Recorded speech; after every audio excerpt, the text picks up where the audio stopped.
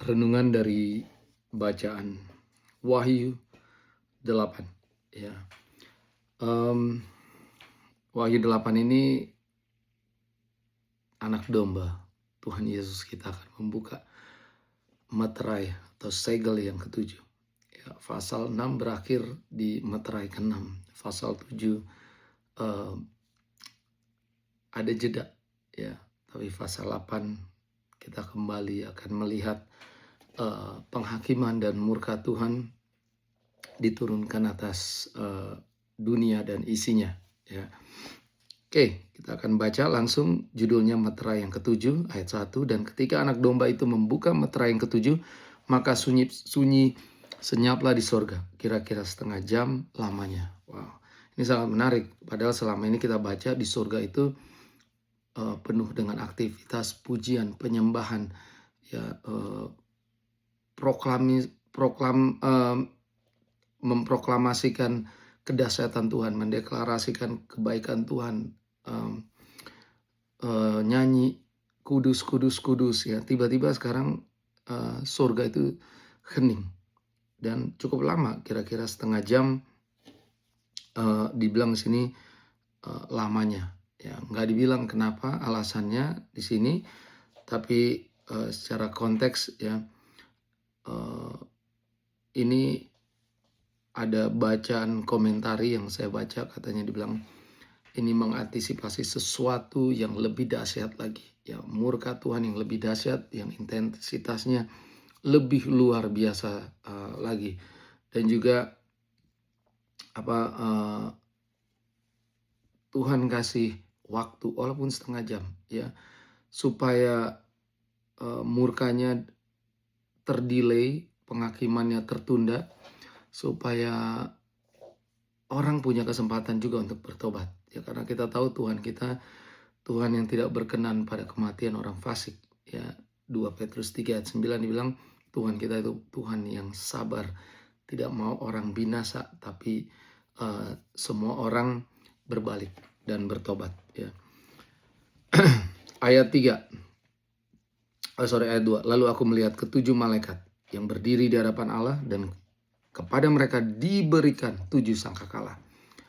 Ya, malaikat itu diberikan. Artinya apa? Tuhan yang izinkan, Tuhan yang megang kendali, Tuhan yang berdaulat ya. Sangkakala dalam firman Tuhan, sangkakala itu punya beberapa fungsi ya, memanggil orang-orang ya, untuk mengumpulkan umat Tuhan, untuk mendeklarasikan perang dan memproklamasikan penghakiman Tuhan, murka Tuhan. Ayat 3, maka datanglah seorang malaikat lain dan ia berdiri dekat mezbah dengan sebuah pedupaan emas, dan kepadanya diberikan banyak kemenyan untuk dipersembahkan bersama-sama dengan doa semua orang kudus di atas mezbah emas di hadapan tahta itu. Ya, kita lihat di sini gambaran mezbah, ada pedupaan emas, kemenyan ya. Kalau kita masih ingat di kitab Imamat ya, dan juga Ibrani ya, di mana semuanya itu adalah bayangan dari yang real ya. Nah, inilah yang real. Ini yang benar-benar real ya. Dan kita lihat sini ada malaikat Tuhan yang berdiri di hadapan altarnya Tuhan ya, dengan kemenyan. Kita tahu kemenyan itu di dalam firman Tuhan itu identik dengan atau menyimbolkan, mensimbolisasikan doa-doa ya. Ayat 4, maka naiklah asap kemenyan bersama-sama dengan doa orang-orang kudus itu dari tangan malaikat itu ke hadapan Allah ya. Wow, luar biasa ya. Mungkin saya tahu ini kalau kita spekulasi, ini doa-doa apa yang ada di altar Allah ini ya. Mungkin doa-doanya orang-orang yang selama ini berdoa ya, martir-martir yang berdoa, Tuhan sampai kapan lagi, kayak tadi Wahyu 6 materai ke-5 ya, pas dibuka ada eh, orang-orang martir ya di bawah altarnya Tuhan yang berteriak, Tuhan sampai kapan lagi engkau akan menegakkan keadilan-Mu ya. Dan ya banyak doa-doa ya, mungkin doa-doanya tuntutan ya. Tapi yang kita tahu adalah Tuhan menyimpan dan Tuhan ingat semua doa-doa kita ya. Waktu, jam, hari boleh berlalu, mungkin abad boleh berlalu ya, tapi Tuhan gak pernah lupa. Ayat 5, lalu malaikat itu mengambil pedupaan itu, mengisinya dengan api dari mezbah dan melemparkannya ke bumi. Wow, doa ini kayaknya ini kayak berubah ya.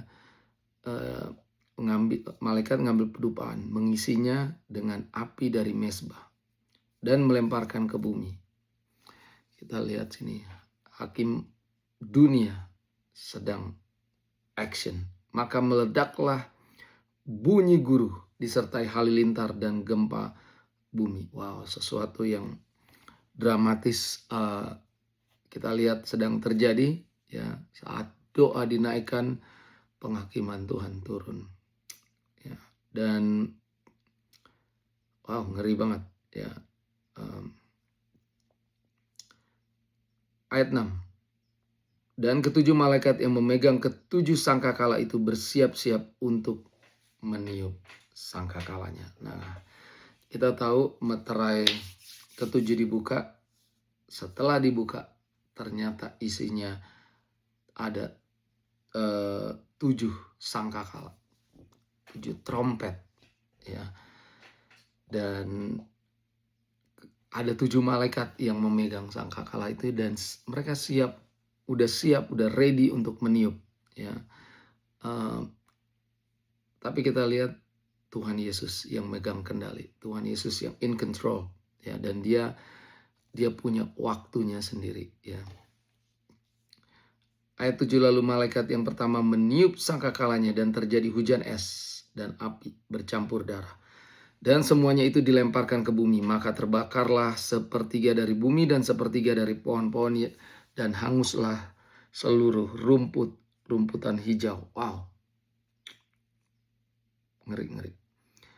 Soalnya dibilang sini sepertiga ya, pohon-pohon yang ada di bumi itu terbakar. Rumput-rumputan juga ya, ini kehancurannya dahsyat banget ya. Entah itu literal, letterlek ya, atau ini kayak sesuatu yang supernatural, pokoknya ini di luar kita bisa pikirin ya. Dan dampaknya dahsyat. Dan kita lihat bumi kita jadi korban ya dari kerusakan alam ya. Sepertiga ini banyak ya. Sepertiga bukan jumlah yang sedikit. Bayangkan dunia sepertiganya ya. Tapi satu sisi, kenapa kok Tuhan gak hancurin semuanya aja? Cuman sepertiga. Masih ada 2/3 ya. Saya yakin sekalipun Tuhan lagi murka ya, Tuhan juga masih mau menahan dirinya ya. Kita lihat sini, kasih karunia Tuhan masih ada ya, dan tujuan Tuhan tetap ada, yaitu pertobatan. Ayat 8, lalu malaikat yang kedua meniup sangkakalanya dan ada sesuatu seperti gunung besar yang menyala-nyala oleh api dilemparkan ke dalam laut. Wow. Dan sepertiga dari laut itu menjadi darah, dan matilah sepertiga dari segala makhluk yang bernyawa di dalam laut. Wow, dan binasalah sepertiga dari semua kapal.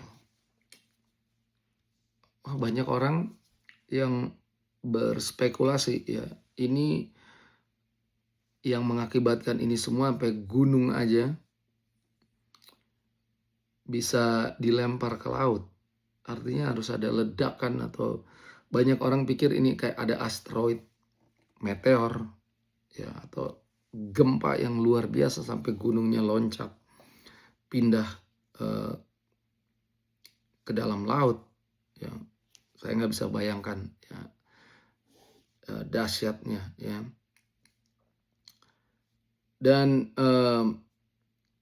kehancurannya juga dahsyat, sepertiga, ya, laut itu darah. Luar biasa. Sepertiga makhluk di laut mati. Dan sepertiga kapal-kapal laut hancur. Ya, sekarang kita lihat kapal-kapal laut banyak di Selat Hormuz ngantri semua. Saya nggak kebayang, ya, bagaimana perekonomian nantinya kalau semua itu hancur, ya. Suplai makanan juga pasti kena dampak, ya. Ekonomi dunia juga pasti akan rontok, ya. Dan manusia yang menyembah kekayaan, ya, di sini mereka akan tahu betul bahwa mereka itu sangat-sangat fragile, ya. Ayat 10, lalu malaikat yang ketiga meniup sangkakalanya, dan jatuhlah dari langit sebuah bintang besar menyala-nyala seperti obor, dan ia menimpa sepertiga dari sungai-sungai dan mata air. Nama binatang itu ialah Absinthus, kalau bahasa Inggrisnya wormwood, dan sepertiga dari semua air menjadi Absinthus. Dan banyak orang mati karena air itu, sebab sudah menjadi pahit. Jadi kita lihat Absinthus ini, ya, ini pahit, kepahitan, ya. Bayangkan air menjadi pahit dan banyak orang mati. Karena kita tahu air itu sangat-sangat esensial, penting banget untuk hidup kita. Ya, banyak orang sekarang banyak buang-buang air, ya, air bersih, ya. Banyak menganggap air bersih itu akan selalu ada, air akan selalu ada. Tapi kita lihat di sini air menjadi pahit, ya, karena murka Tuhan. Dan itulah kenapa setiap kita minum secangkir air aja, itu adalah kasih karunia Tuhan. Saya nggak kebayang saat ini nggak minum air bersih, ya. Ayat 12, lalu malaikat yang keempat meniup sangkakalanya, dan terpukullah sepertiga dari matahari, dan sepertiga dari bulan, dan sepertiga dari bintang-bintang. Ini benda-benda luar angkasa, benda-benda di angkasa, langit. Sehingga sepertiga daripadanya menjadi gelap, dan sepertiga dari siang hari tidak terang. Dan demikian juga malam hari. Siang jadi nggak terang, malam hari juga, ya. Semuanya kena dampak, ya. Pertanian, cuaca, semua, ya. Kehidupan sehari-hari pastinya terdampak, ya. Dan saya mengucap syukur saya nggak ada di dunia ini saat sangkakala keempat ini dibunyikan, ya, ditiup. Ayat 13, lalu aku melihat, aku mendengar seekor burung nasar terbang di tengah langit, dan berkata dengan suara nyaring, celaka, celaka, celakalah mereka yang diam di atas bumi, oleh karena bunyi sangkakala ketiga malaikat lain yang masih akan meniup sangkakalanya.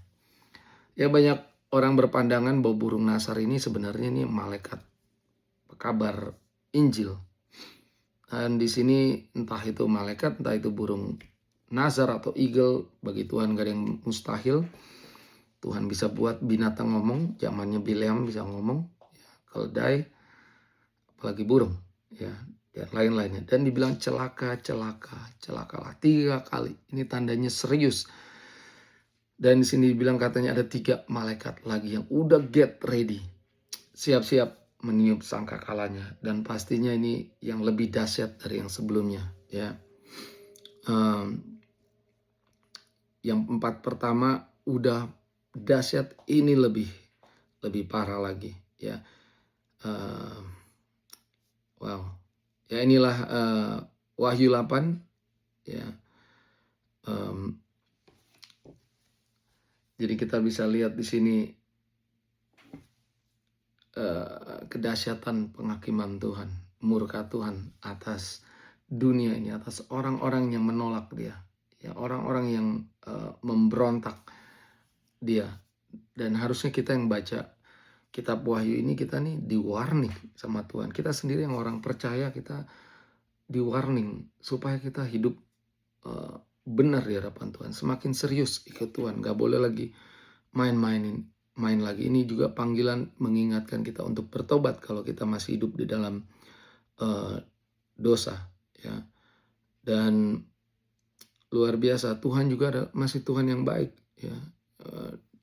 Dia kasih tahu kalau dia akan turunkan murkanya, ya, ke dunia ini. Kasih kesempatan untuk orang bertobat, ya.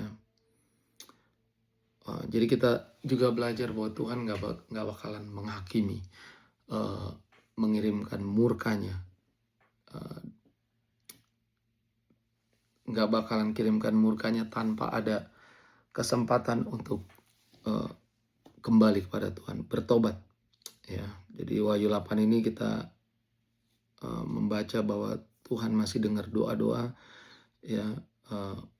Penghakiman Tuhan itu bukan emosi, Tuhan gak marah, bukan. Ini pun karena Tuhan sayang supaya banyak orang masih mau bertobat setelah dikasih murka Tuhan, ya, untuk dunia ini.